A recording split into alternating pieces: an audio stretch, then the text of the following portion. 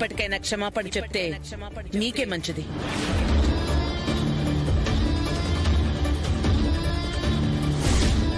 Sorry.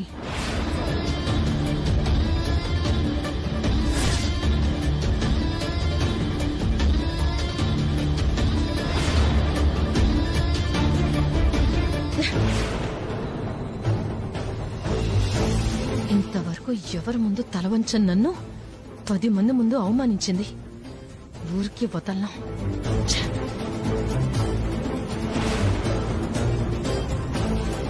నానా, నానా, నానా, నానా, నానా. ఏంట్రా? రేపు ఉదయం మనం శకుంతలాదేవి గారింటికి వెళ్తున్నాం. అక్కడ ఒక చిన్న కార్యక్రమం ఉంది. శకుంతలాదేవి గారంటే కృష్ణమూర్తి గారి వియ్యపురాలు కదూ? అవును. ఆవిడింటికి వెళ్లాల్సిన అవసరం మనకేం వచ్చింది? అడిగితే చెప్పేదాన్ని మాత్రమే సలహా అంటారు. నేను వెళ్తున్నాను. పెద్దవాళ్ళుగా మీకు చెప్పాను. రావడం రాకపోవడం అనేది మీ ఇష్టం. ప్రియా మన ఇంటి కోడలు అవుతుందంటే శకుంతలాదేవి గారితో కూడా సంబంధం కలుస్తున్నట్టే. తప్పకుండా వెళదాం అమర్. సరే, నేను బయలుదేరుతాను. భోంచేసి వెళ్ళు. వద్దు నాన్న.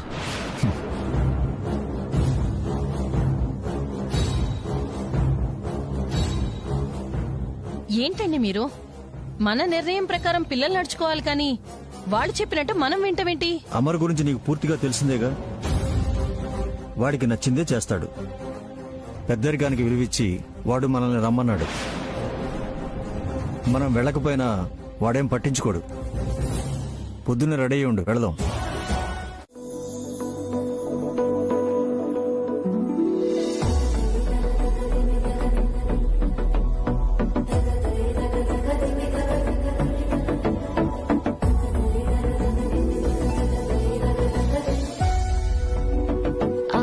అమ్మా, పెళ్లి కూతురంటే ఇన్ని నగలు దిగేసి ఇలా అలంకరించాల్సిందేనామా?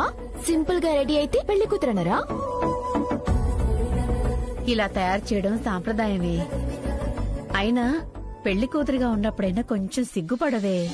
అసలు ఎందుకమ్మా సిగ్గు? ప్రపంచ చరిత్రలో ఏదో నేనే మొదటి పెళ్లి కూతున్నైనట్టు. నిన్ను మార్చడం అస్సలు నా వల్ల కాదే.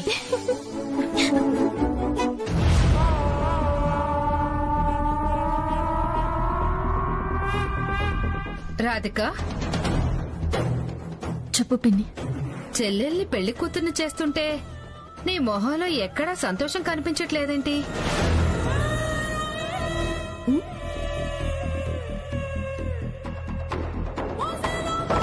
పెళ్లి చేసుకుని నేను అత్తారింటికి వెళ్లిపోతే మా అక్క నన్ను రోజు చూడటం కుదరదు కదా, అందుకే డల్ గా ఉంది.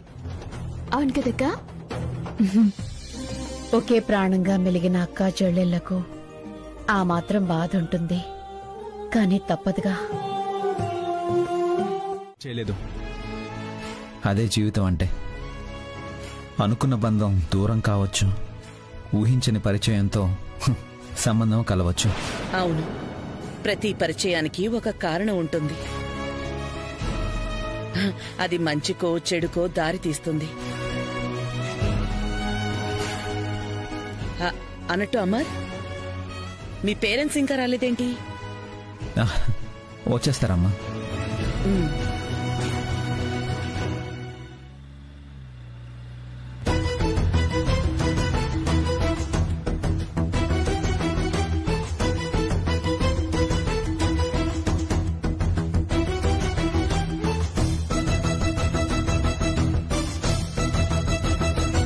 ఏంటి అలా ఉన్నావు?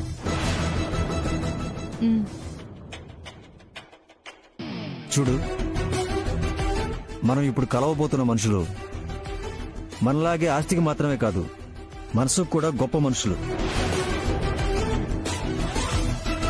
నువ్వు ఇలా మొహం మార్చు కూర్చుంటే బాగుండదు. కాస్త నవ్వుతూ ఉండు.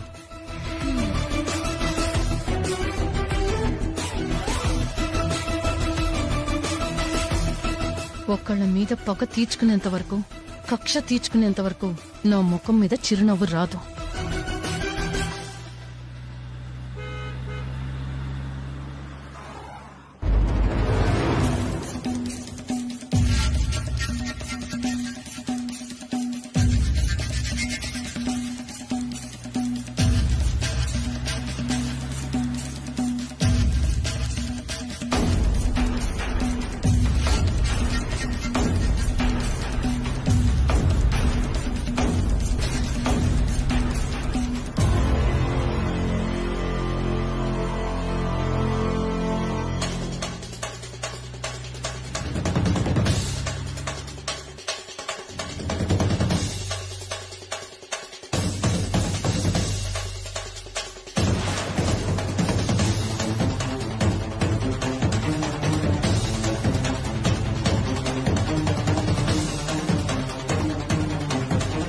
రాధిక తీసుకెళ్ళమ్మా.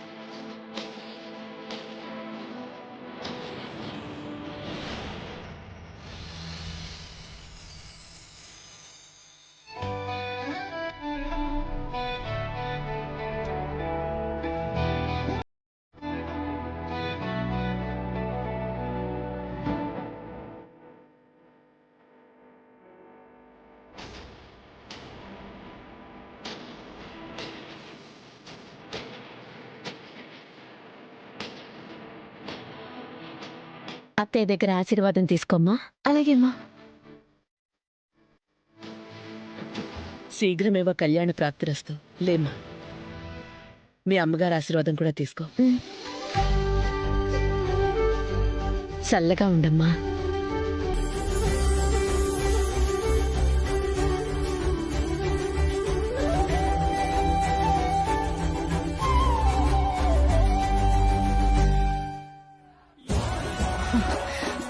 అమ్మా, ప్రియా మెళ్ళో అన్ని నగలు చూస్తుంటే నాకు ఈర్ష్యగా ఉంది. కొద్ది రోజులు ఓపిక పట్టవే. కైలాష్తో నీ పెళ్లి జరిపించేస్తాను. అప్పుడు అవన్నీ నీవేగా. అక్క, నువ్వు కూడా నన్ను ఆశీర్వదించు.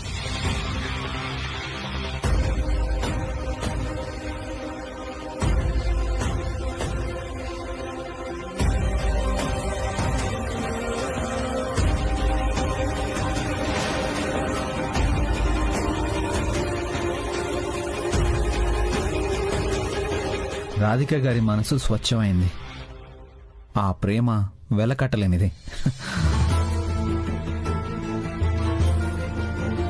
తన చేతులతో ప్రేమగా దగ్గరికి తీసుకుందంటేనే అది గొప్ప ఆశీర్వాదం దొరికినట్టే. అమర్, ఫోన్ చేసి మీ పేరెంట్స్ ఎక్కడి దాకా వచ్చారో కనుక్కో. అలాగే అమ్మా.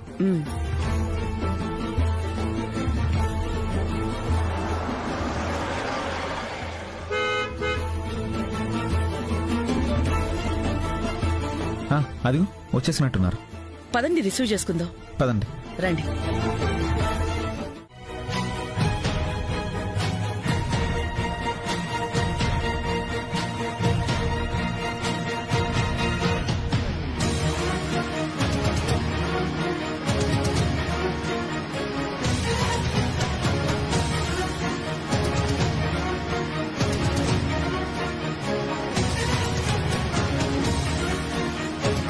వెంకటస్వామి, చీరలన్నీ చాలా బాగున్నాయి.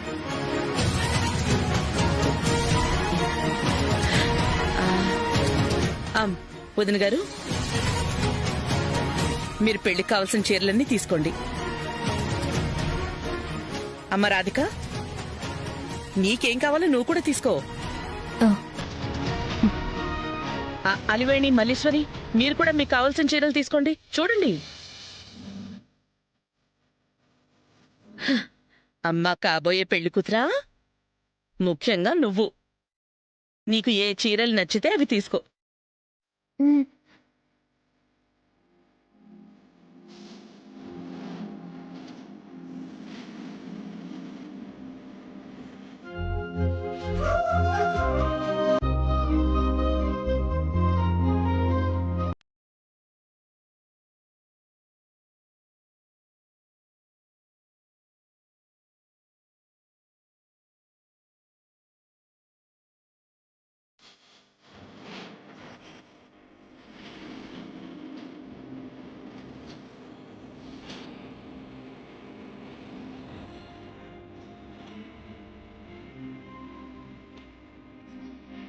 వదిన గారు, ఈ చీర ఎలా ఉంది?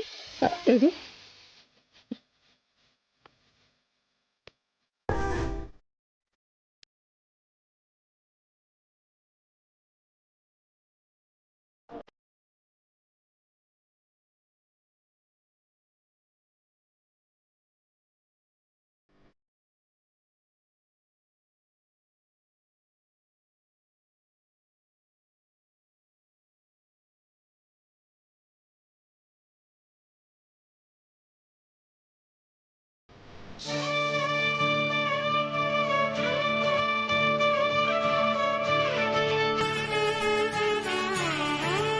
మీరెందుకు వదిన గారు ఇవన్నీ తీసుకోవటం? మీ వరకు తీసుకుంటే సరిపోయేదిగా. మన అనుకుని బాధ్యత తీసుకున్నాక మీరు నేను అని వేరుగా ఉండదు, అంతా మనమే. ఉమ్, వెంకటస్వామి, ఇంకో చీర చూపించండి. అమ్మ రాధిక, ఈ చీర నచ్చిందా? ప్రియా, ఈసారి చూడమా. రాధిక, నీకు ఈ చీర సూపర్ గా ఉంది. ఈ కలర్, డిజైన్ అంతా పర్ఫెక్ట్ గా ఉంది.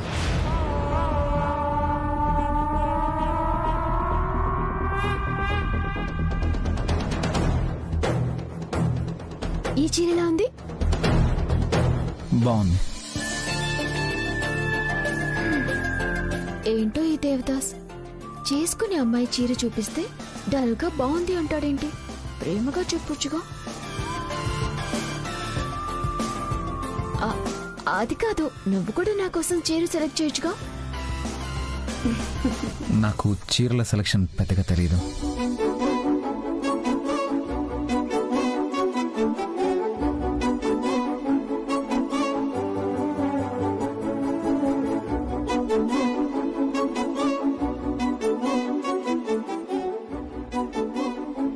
మీరేంటండి సైలెంట్ గా ఉన్నారు? మీరు కూడా చీరలు చూడండి, ఏది నచ్చితే అది తీసుకోండి. ఇలాంటి చీప్ చీరలు కొనే అలవాటు నాకు లేదు.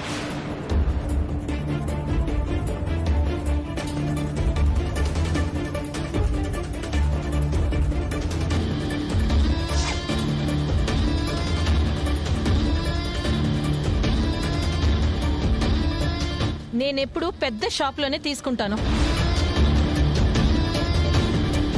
సునంద, ఎలాగైనా మాట్లాడేది? ఇష్టం ఉందంటే చెప్పు, లేదంటే లేదు. చూడండి, నాణ్యత అనేది అమ్మే స్థలాన్ని బట్టి ఉండదు. వస్తువులు తయారు చేయడానికి వాడే ముడి పదార్థం మీద ఆధారపడి ఉంటుంది. నేను కొనదలుచుకుంటే షాపింగ్ మాల్లో చాలా ఖరీదైన చీరల్నే కొనగలను. మీరెక్కడైనా కొనుక్కోండి, నేను మాత్రం నాకు నచ్చిన దగ్గరే కొనుక్కుంటాను.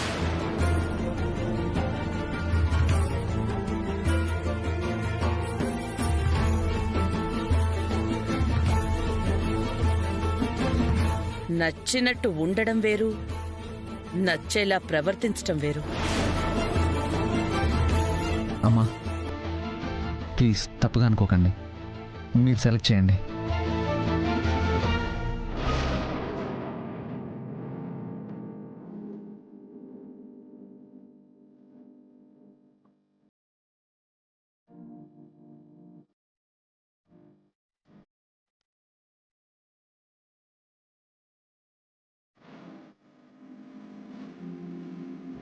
అమ్మ రాధిక, అమ్మవారికి ఒక చీర పెట్టాలి. అమ్మ రాధిక, ఈ చీర నచ్చిందా? ఇదెలా ఉందో చూడు. మనిషిని నేనొక దాని ఇక్కడ ఉన్నానన్న స్పృహ లేదా నీకు?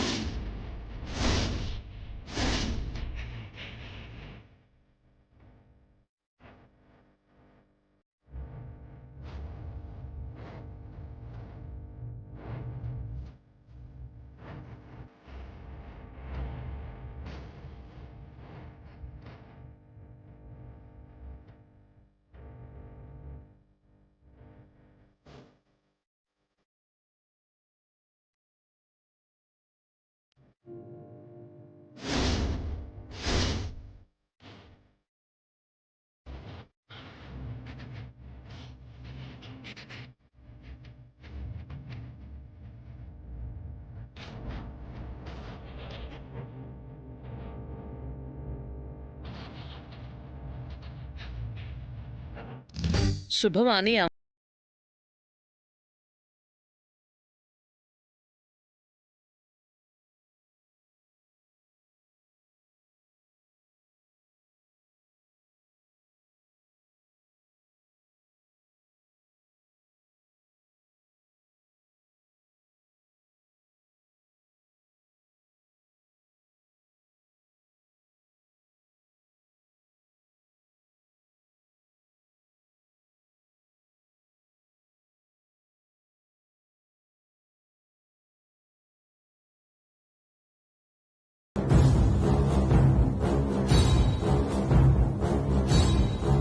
మీ కోడల్ని మందలించకుండా నా మీద కేకలేస్తున్నారేంటి? ఇదేనా మీ పెద్దరికం? ఎందుకింత చీప్?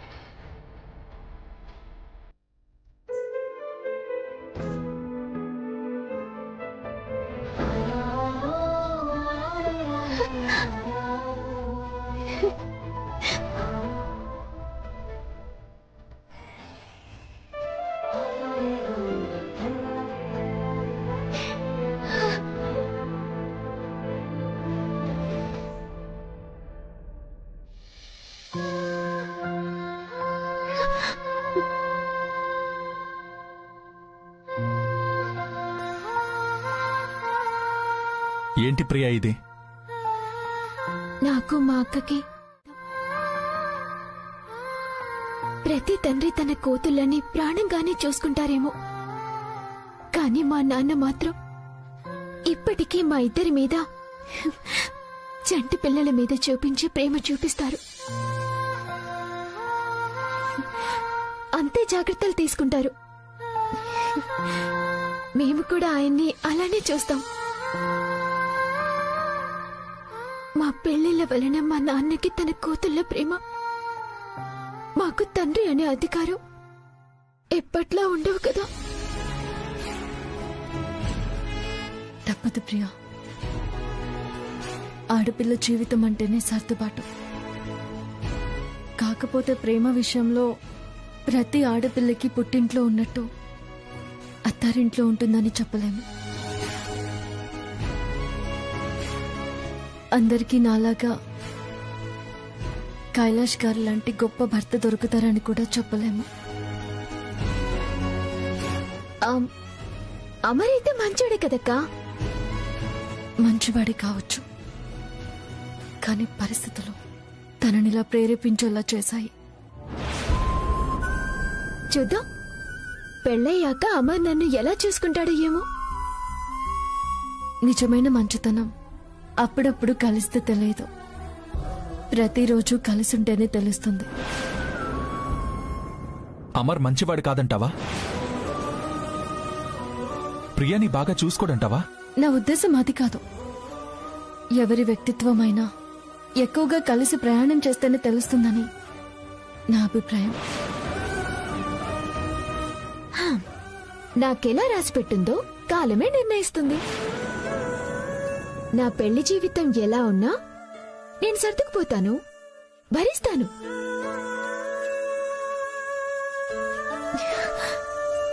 కాని నా బాధల్లా మా నాన్నకి దూరంగా ఉండాల్సి వస్తుందని.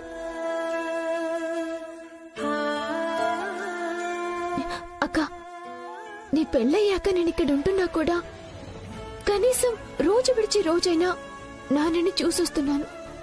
కానీ అత్తింట్లోకి వెళ్ళాక అలా కుదరదు కదా.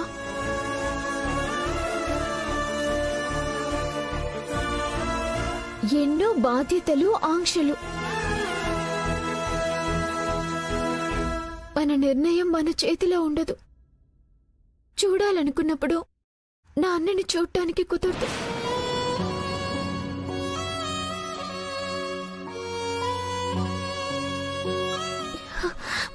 అసలు ఆ ఊహే నేను భరించలేకపోతున్నాను.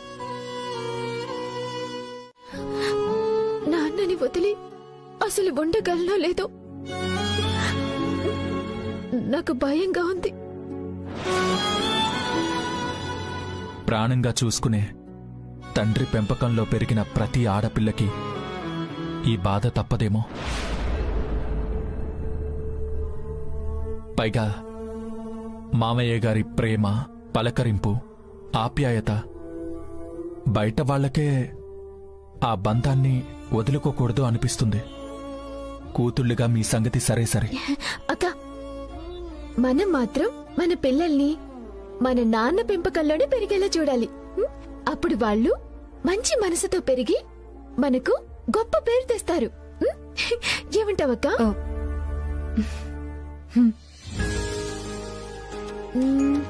నేనైతే పెళ్ళయ్యాక అమర్ని ఒకే ఒక్క కోరిక కోరుతాను. వీలుంటే రోజు మా నాన్నగారిని చూసొచ్చే అవకాశం ఇవ్వమని.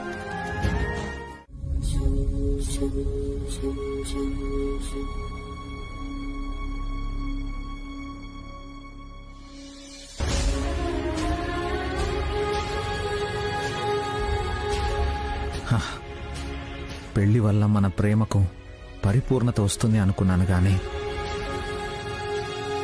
నువ్వు నాకు దూరమై ఆ ప్రేమ పగలా మారి నీ మీద ప్రతీకారం తీర్చుకునేలా చేస్తుందని, నా మనసు మారుతుందని కల్లో కూడా అనుకోలేదు రాధిక.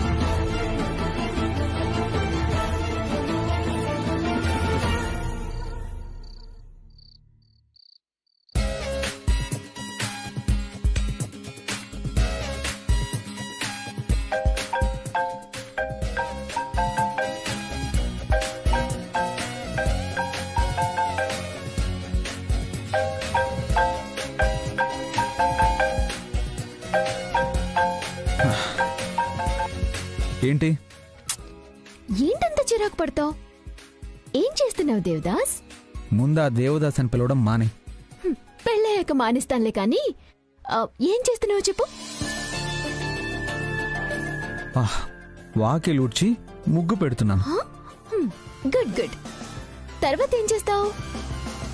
గిన్నెలు తోమి బట్టలు ఉతుకుతాను. Very nice. Continue continue. ఉంటాను. ఏయ్,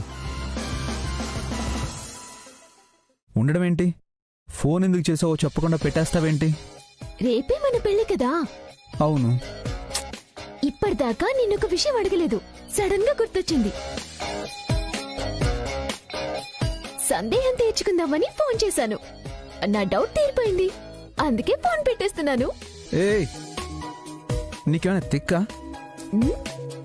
అడగకుండానే సందేహం తీరింది అంటావేంటి? నాకు ఇంటి పని వంట పని రాదు, నీకొచ్చో రాదో అడుగుదామనుకున్నాను. ఆ పనులన్నీ చేస్తున్నావంటే నీకన్నీ వచ్చినట్టే కదా. ఇక నాకు ఏ ప్రాబ్లం లేదు, ఎందుకంటే అన్నీ నువ్వే చేయాలి. ఆహా, అన్నీ నేనే చేస్తే మరి నువ్వేం చేస్తావు? నువ్వు గిన్నెలు కడిగితే నేను తుడిచి పెడతా, బట్టలు ఉతికితే ఆరేసి పెడతా, మీరు వంట చేస్తే తిని పెడతాను, నైట్ పక్కెక్కి కరక పెడతా. ఏయ్, నోట్లో ఇంత విషం పెట్టు, దరిద్రం వదిలిపోతుంది. ఏంటి? ఏం లేదు, ఎన్నెన్ని మంచి అలవాట్లోనని మెచ్చుకుంటున్నాను. మరి ప్రియా అంటే ఏమనుకున్నారు?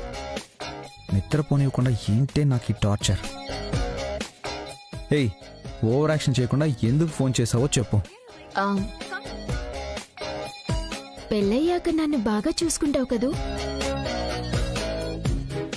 నేను అడిగినప్పుడల్లా మా నాన్నగారిని చూడటానికి పంపిస్తావు కదూ.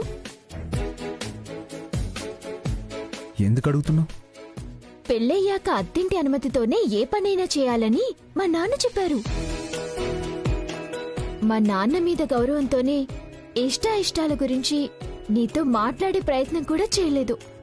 రేపే పెళ్లి కాబట్టి ఈ చిన్న సందేహాన్ని తీర్చుకుందామని ఫోన్ చేశాను. దీంట్లో పెద్ద పర్మిషన్ తీసుకోవడానికి ఏముంది? నువ్విలాగే అంటావని నాకు తెలుసు. సరే కాని ఇంకేంటి కబుర్లు? పెళ్ళయ్యాక ప్లాన్స్ ఏంటి? అమ్మా తల్లి, అవన్నీ తర్వాత మాట్లాడుకుందాం. ఇప్పుడైతే నువ్వు పడుకో. ఏంటి నిద్ర? రోజు నిద్రపోయేదే కదా. పెళ్లి చేసుకునే అమ్మాయితో ప్రేమగా కబుర్లు చెప్పొచ్చు కదా. ప్లీజ్, నస పెట్టకుండా వదిలేవా? సర్లే, ఇప్పుడు నిద్ర మానేసి బట్టలు తక్కువ, గ్లామర్ పోతుంది. అసలే పెళ్లి కొడుగ్గా రెడీ అవ్వాలి కదా. నిన్ను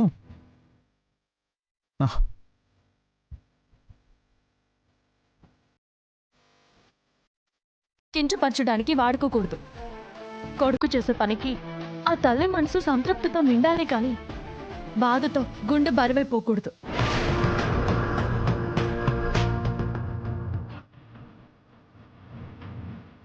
మీరు ఏమనుకున్నా సరే నా భర్త మాత్రం కాళ్ళు కడిగరు.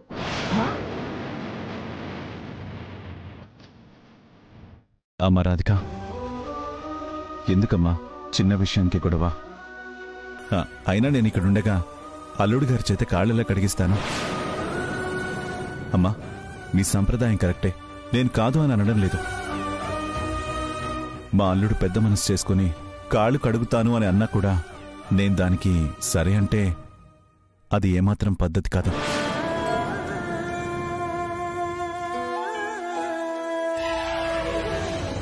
మీరు కొంచెం పెద్ద మనసు చేసుకుని అర్థం చేసుకోవాలి. ఎలాగూ కాళ్ళు కడిగి పెళ్లిపీటల మీద కూర్చోబెట్టి కన్యాదానం చేయాల్సింది నేనే కాబట్టి అదేదో ఇక్కడి నుంచి ప్రారంభిస్తాను. నేనే తన కాళ్ళు కడుగుతాను. మామయ్య, మీరు కూడా ఏంటి మామయ్య? రాధిక కానీ మీరు కానీ ఎందుకు అపార్థం చేసుకుంటున్నారు?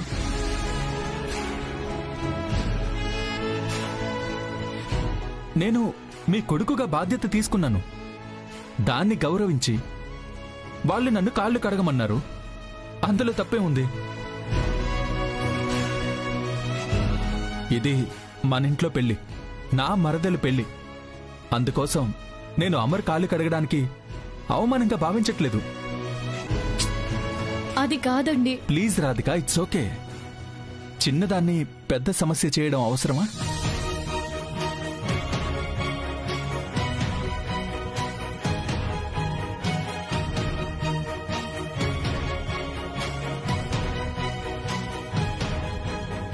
అమ్మా, నువ్వు కూడా మనసులో పెట్టుకోకుండా నేను కాళ్ళు కడగడానికి ఒప్పుకోమ్మా. నానా కైలాష్, నువ్వు అడిగితే నేను కాదన్ను. మంచి చేస్తానంటే అడ్డుపడ్ను. శుభం కోసం కాళ్ళు కడగడానికి, కష్టంలో ఉన్న వాళ్ల కన్నీళ్లు తొడవడానికి నీ చెయ్యి ఉపయోగపడుతుంది అంటే నేనస్సలు వద్దనన్నా.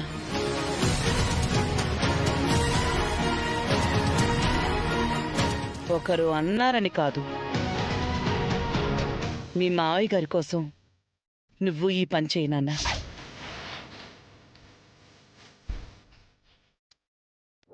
వెళ్ళు. అలాగే అమ్మా.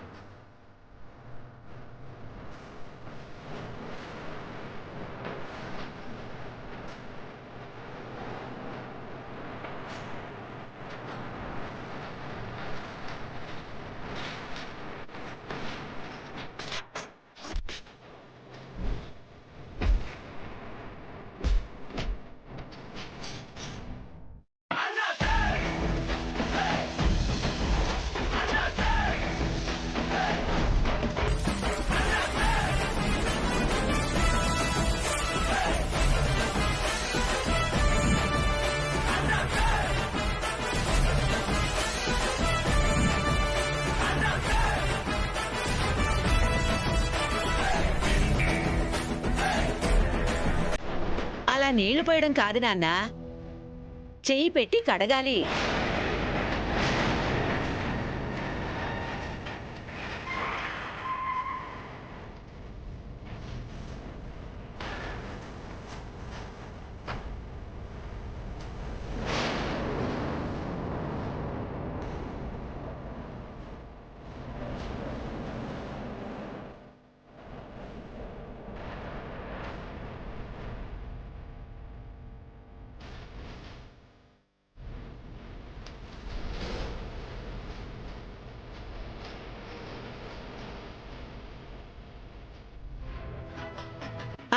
ఆ వెనకాల మడంత అడవలేదు చూడు.